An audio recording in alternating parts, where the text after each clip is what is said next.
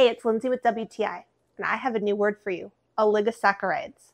For me, these little guys have packed a big punch. Many of us have heard of prebiotics or probiotics. These guys are prebiotics that are good food for your microbiome. Let me show you how I introduced it into my diet and some of the things I love about it.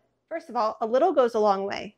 They've given you a scoop to help you to see how much you need, and when you look at that, you really don't need a lot. The powder is really fine and goes into water or a smoothie really easily. For me, I do protein shakes every morning, and so a scoop of this in my protein shake was a seamless entry into my diet, and I noticed a big difference. Right off the bat, I noticed that these guys went to work to help me be more regular and less bloated straight from day one.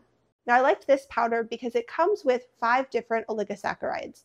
So it gives a wide range of healthy prebiotics to your gut. And I found for me, that was what my body needed. So if you want to do something good for your gut, I definitely recommend trying this prebiotic mix. It helped me a lot and it could help you too.